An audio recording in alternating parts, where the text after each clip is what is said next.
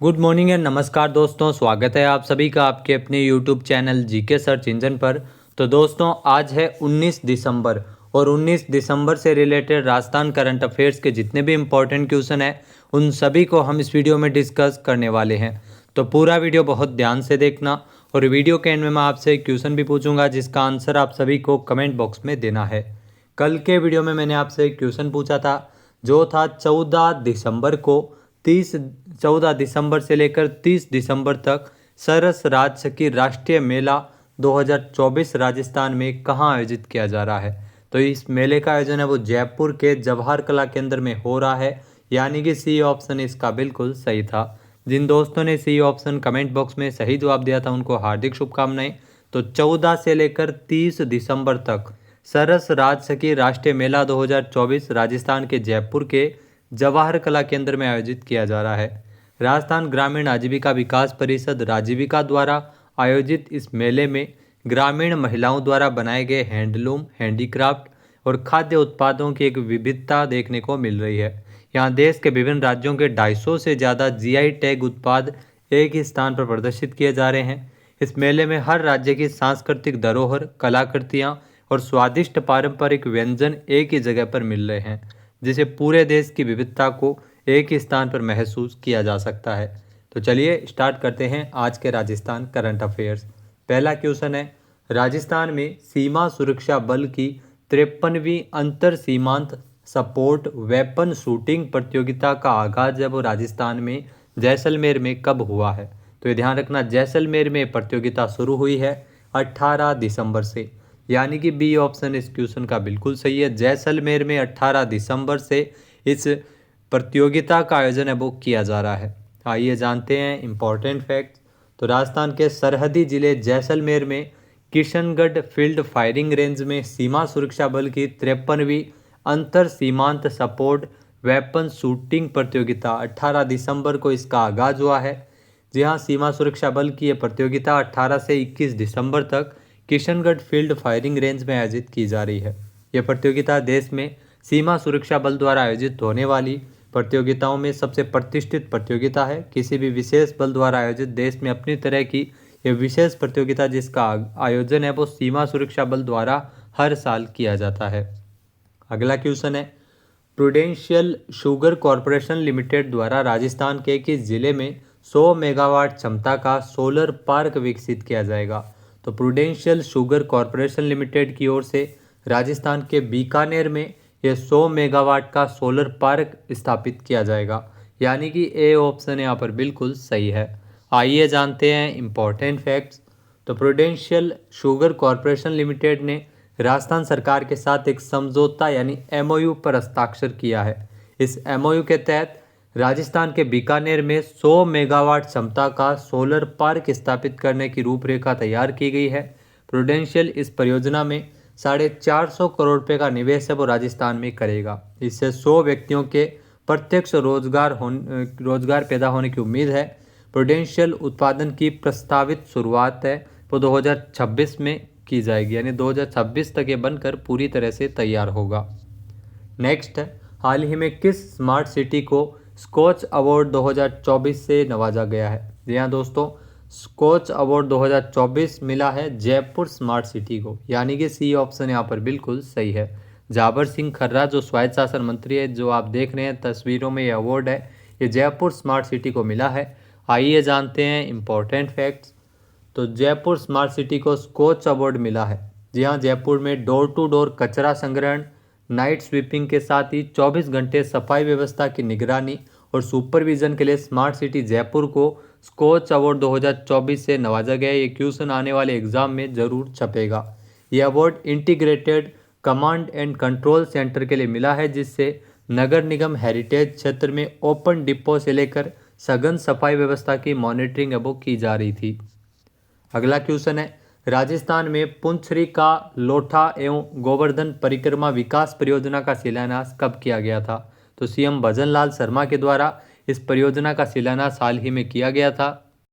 तो 15 दिसंबर को हाल ही में इस परियोजना का शिलान्यास हुआ। खुद मुख्यमंत्री भजन लाल शर्मा ने डीग से इस परियोजना का शिलान्यास किया था, यानी कि बी ऑप्शन यहाँ पर बिल्कुल सही है। आइए जानते हैं इम्पोर्टेंट फैक्ट्स। तो दोस्तों मुख्यमंत्री भजनलाल शर्मा ने 15 दिसंबर को डीग जिले में पुंचरिका लोठा एवं गोवर्धन परिक्रमा विकास परियोजना का शिलान्यास किया था। मुख्यमंत्री के मुताबिक गिरिराज जी की परिक्रमा पथ के विकास को 4 जोन में बांटकर विकसित करने की योजना बनाई गई है। 21 किलोमीटर लंबी गोवर्धन परिक्रमा में राजस्थान के हिस्से को 4 जोन में बांटकर विकास किया जाएगा। पहले जोन का शिलान्यास किया गया था जिसमें श्रीनाथ जी मंदिर, पुंचरिका लोठा मंदिर, दाऊ जी का मंदिर, गंगा मंदिर, नरसिंह जी का मंदिर, मुखारबिंद, अप्सरा कुंड, नवल कुंड, फाउंटेन, राधा वाटिका, बॉटनिकल गार्डन, लोटस पॉन्ड, मयूर वाटिका एवं विष्णु अवतार गार्डन का विकास है वो इसमें करवाया जाएगा। नेक्स्ट क्वेश्चन है, बेटी होने पर 111 पौधे लगाने वाला प्री प्लांटरी मॉडल राजस्थान के कौन से जिले में लागू है?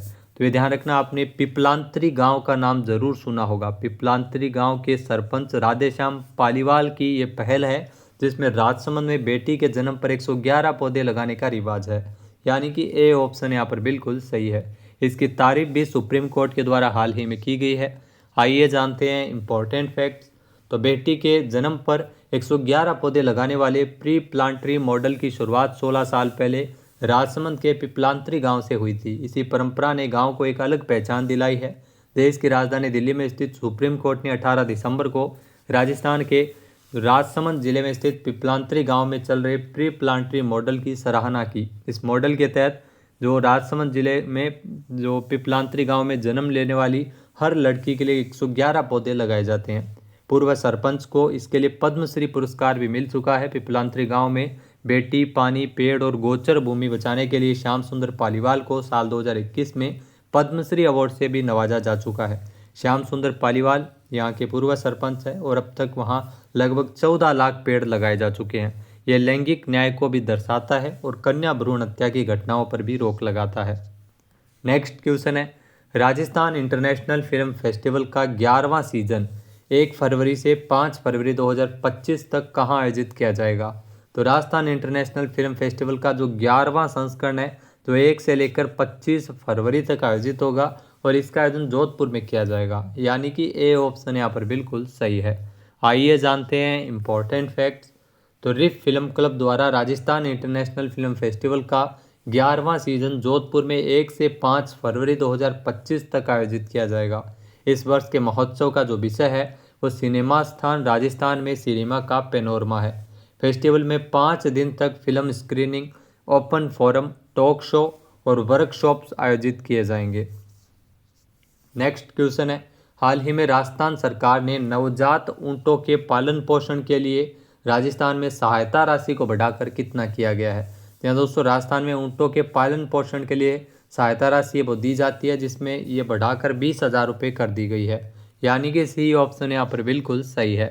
आइए जानते हैं इंपॉर्टेंट फैक्ट्स।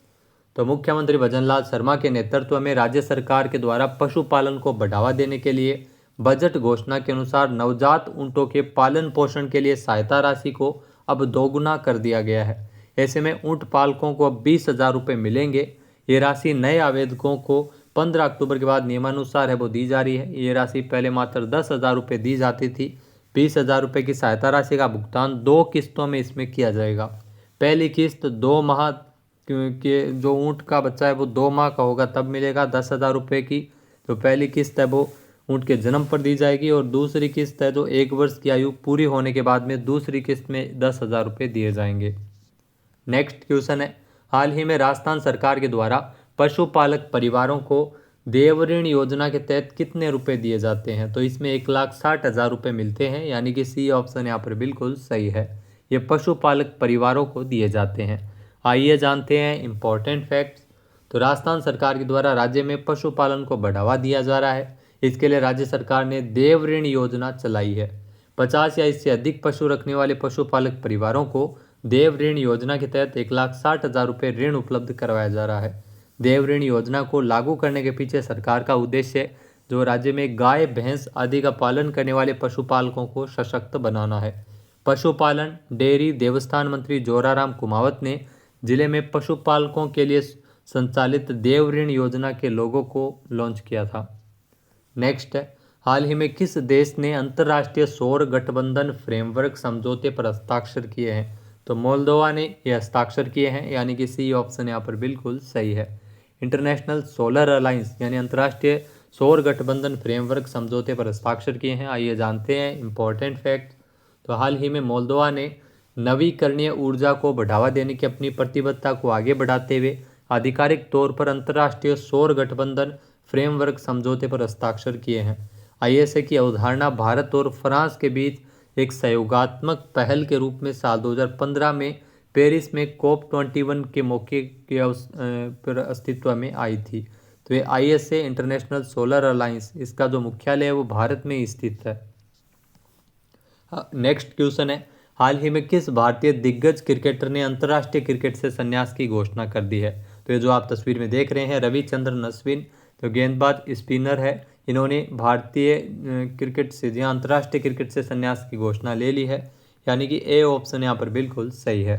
आइए जानते हैं इंपॉर्टेंट फैक्ट्स।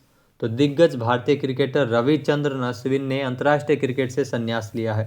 अश्विन ने 106 टेस्ट मैच खेले हैं और 537 विकेट लिए हैं, जिसे वे टेस्ट इतिहास में अनिल कुंबले के बाद में भारत के दूसरे सबसे ज़्यादा विकेट लेने वाले गेंदबाज बन गए हैं।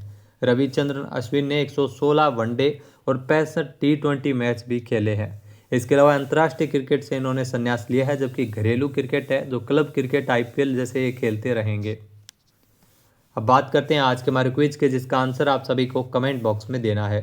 तो आज का क्विज है, राजस्थान में eastern Rajasthan canal project ERCP के तहत प्रदेश में नोनेरा एबरा डैम का निर्माण है वो कहाँ किया गया? नोनेरा बांध का जो निर्माण है वो कहाँ पर किया गया है? सही आंसर आपको कमेंट बॉक्स में देना है। और अगर ये वीडियो आपको पसंद आए तो इसे आप लाइक और शेयर करना बिल्कुल ना भूलिएगा।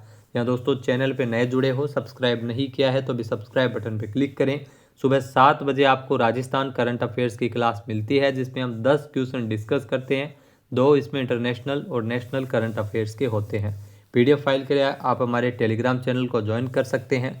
इसके अलावा दोस्तों, राजस्थान करंट अफेयर्स बूस्टर नाम से जो कोर्स है वो GK सर्च इंजन एप्लीकेशन पे आपको मिल जाएगा, जिसमें आपको जनवरी से लेकर दिसंबर तक का राजस्थान करंट अफेयर्स के 600 से ज़्यादा क्वेश्चन आपको मिलेंगे।